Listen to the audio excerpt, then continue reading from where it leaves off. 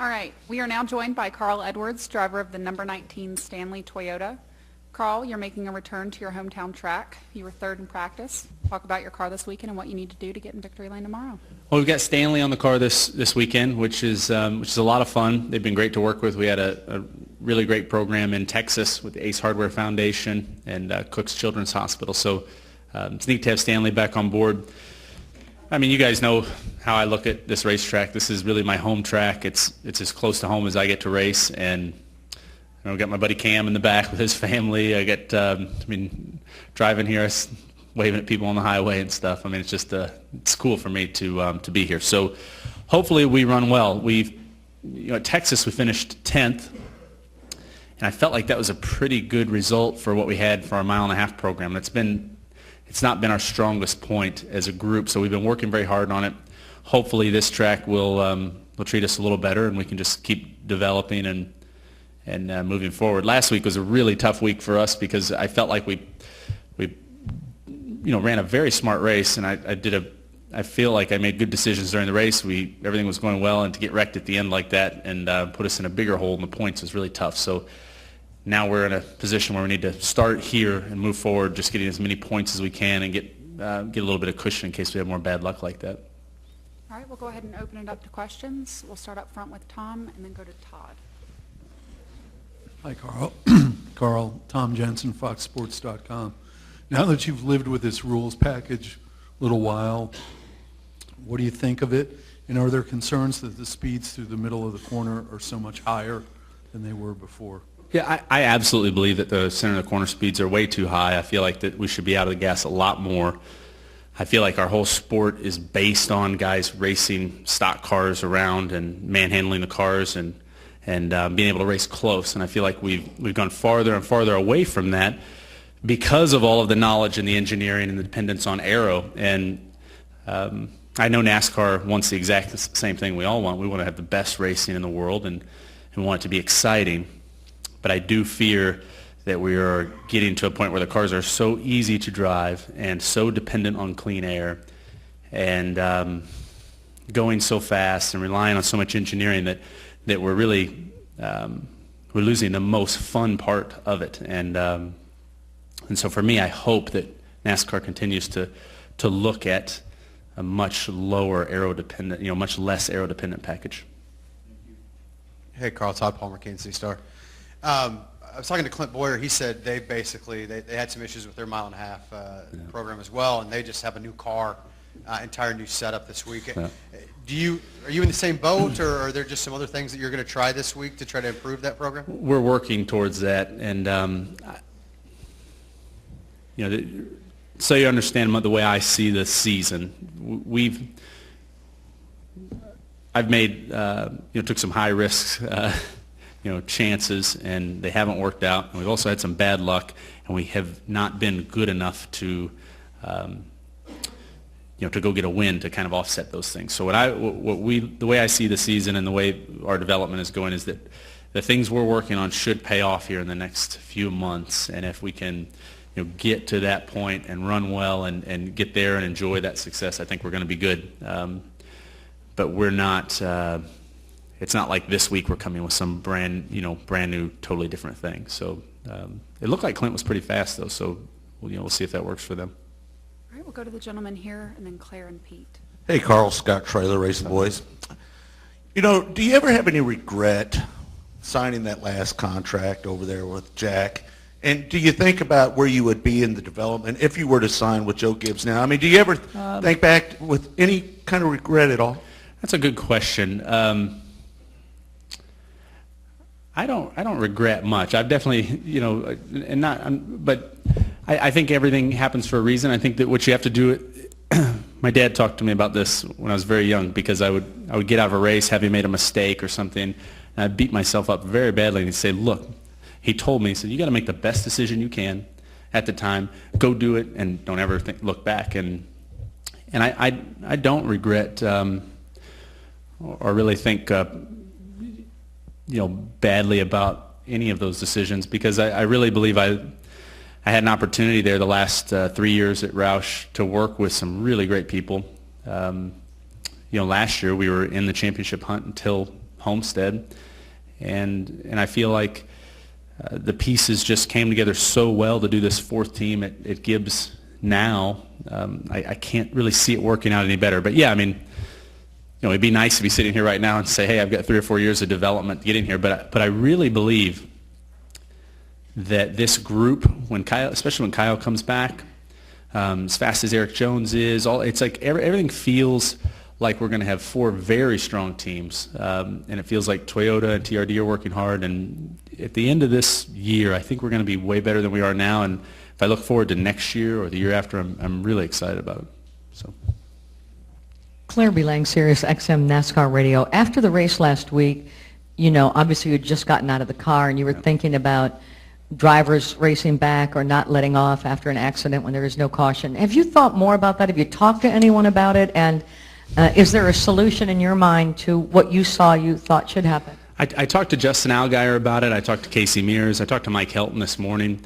It's a tough situation. In a perfect world, in my mind, okay, Justin put it well. He said, we talked about what we could possibly do, and Justin didn't see me until he didn't even know I was up at the top of the track. So he said it surprised him to see me there as much as it surprised me. If you're running, what we're going to do is we're going to wreck a lot at the end of these restrictor plate races. And the reason is as you saw it, everybody gets in a line, they know, hey, there's no reason risking until really the last lap or two. And that last lap or two are complete chaos. And I would say that there's probably a better than 70% chance that we're going to wreck every one of those times we do that. Well, knowing that, if a guy in 10th wrecks, there's 32 cars behind him or something, 33 cars. If there were a way to let those leaders go race for the fans and for the win and all the things that we want to see, while still penalizing the guys in the back for running wide open through the wreck, I think we should do that, because if we take a step back and say, hey, as a sport, we throw the caution for a little piece of debris on the apron at Richmond because it could be a risk, but we aren't able to slow guys down when there's a guy sitting stopped in the racetrack. It's just those things don't. They don't go together. So I don't know the answer. And Mike Helton and Steve O'Donnell, they don't have an easy answer either, because from their perspective, it looked like I was not in danger, and they want the race to play out. And if I was one of the leaders, I'd want the race to play out. But I am telling you, you cannot have guys driving through wrecks like that. It is going to end badly for someone. And I do know this is a risky sport, but for 25th, that just seems pretty silly. And some drivers say you can't tell drivers to let off because they won't. It has to come from some other rule. Do you believe it would have to be a rule, or in your talking with drivers, do you think you can say, hey, man, let's just do this? Maybe they should, the restrictor plate races, they should just, the top 5 guys could have a points difference, and everybody from 5th on back or 10th on back just gets the same amount of points. I mean, I don't know. It's there's such frustrating races because there's so much out of your control.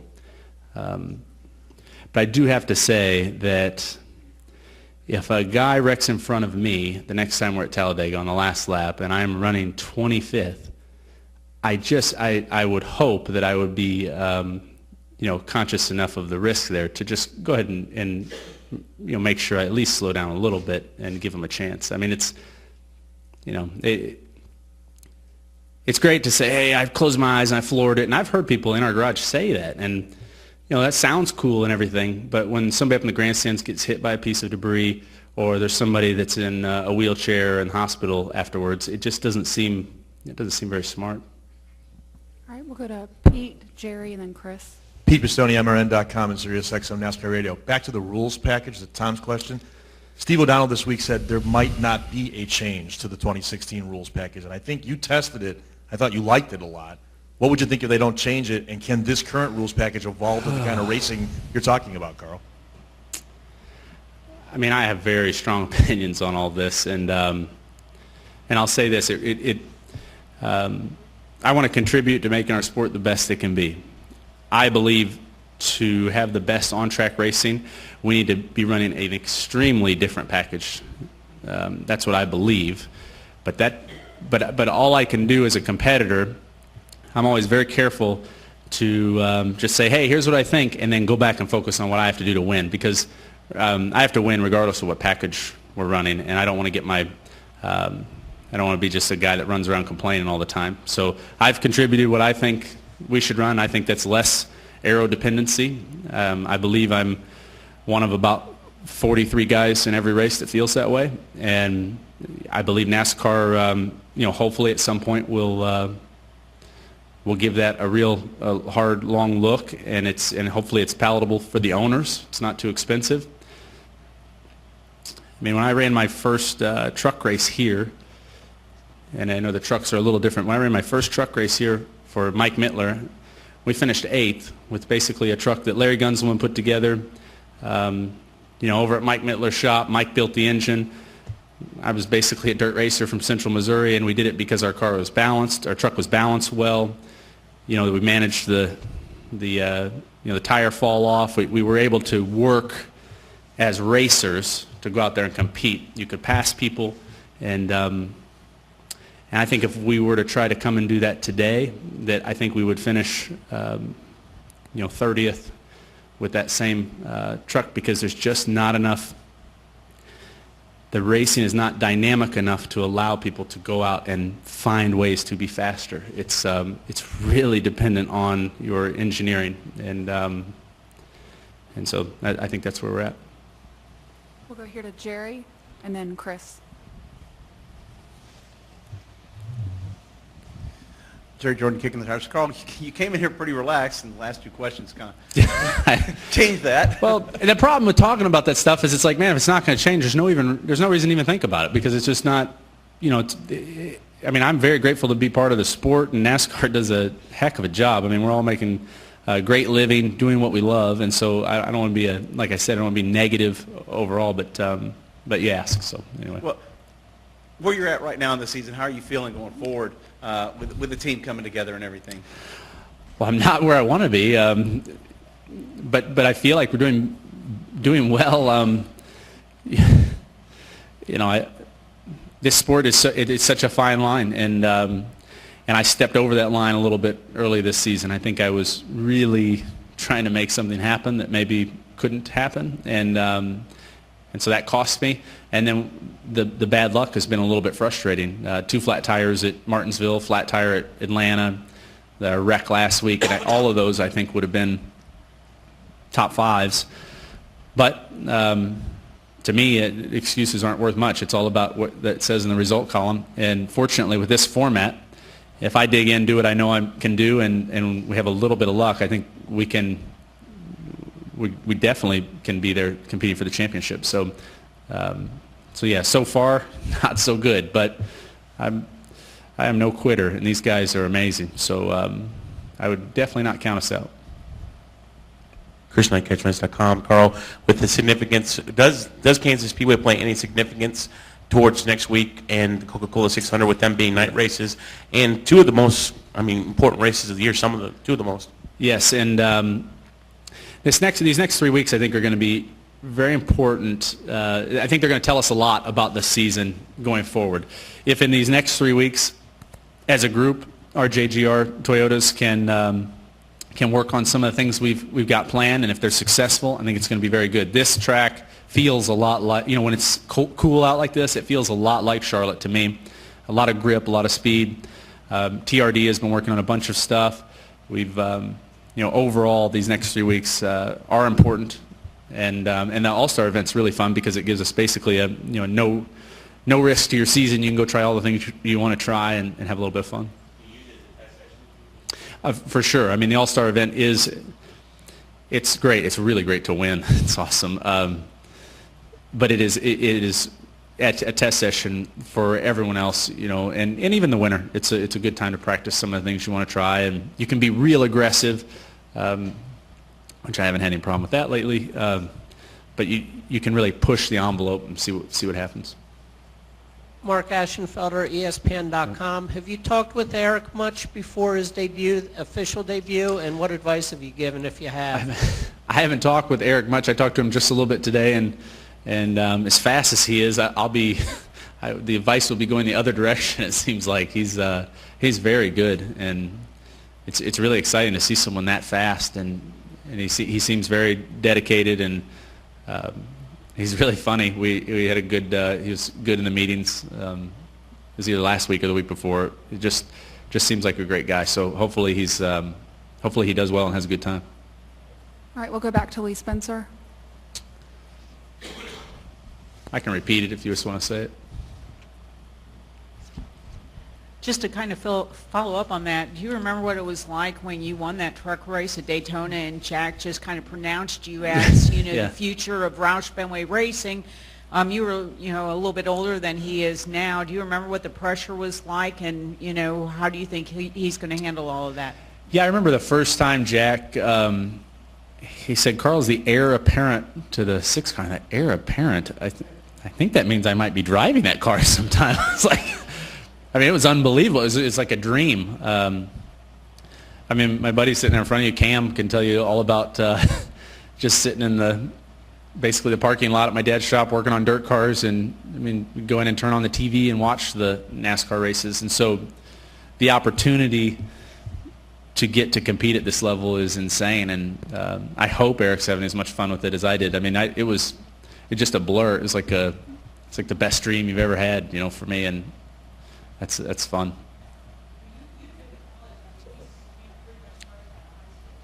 Yeah. I was present at college, yes. I was there. I was on the property, but we were the best thing in college is it gave me an opportunity to have it like a semi-towing business where we made money and fixing everybody's cars and towing them. But yeah, that is very young. How old is Eric? 18. Yeah. What were we doing at 18, Cam? Yeah, it's bad. Cam's an attorney now, so he knows not to speak. But it's awesome. You guys, this sport is really tough in a way that many others aren't, and there are only a few seats. Scott sitting here. How hard everybody works at their local racetracks and how good everyone is, and you just hope and dream that you get to race with any of these guys. But to be in the race and be part of it is crazy, and so it's kind of overwhelming. I still can't believe that that Jack picked me, and Max Jones called me that day, and that I'm driving for Joe Gibbs. The whole thing is just crazy. There are not very many seats to get to do this. All right, we'll finish up here in the blue. Brett Williams, Speedway Digest. Carl, I want to ask you, a hometown driver has not won here yet. Yeah. In a Sprint Cup event. Yeah. How much would it mean to you to, win your first race, or win a race here? Yeah. As in the Sprint Cup Series? It'd be spectacular. I think, Scott, you being a racer from this area, you know what it's like. You drive by this place. I drove by this place before I was doing any NASCAR stuff. It's almost like you don't want to look at it because it's like, man, it's all your dreams right there. You wish you could be racing there. And then the idea of winning here, I've told this story a number of times. You guys have probably all heard it. But winning that truck race here, I could hear the crowd over the engine. I've never heard that before. I've never had anything like that happen. And there are so many people from my hometown and so many folks that I've raced with that are going to be here at this race. And to run well here would be very special. Somebody sent me a link to the finish in 2008 with me and Jimmy, and that was like literally the most upset I've ever been after a race. Just because we got so close and I wanted to win so badly. So it'd be a spectacular race to win. And I know Clint feels the same way. I saw him lead a bunch of laps in one of them. I can't remember what year it was, maybe 2007 or 6, but it's a special place for us. All right, Carl, we'll let you get back out to the garage. Right. Thanks, guys. Joining us.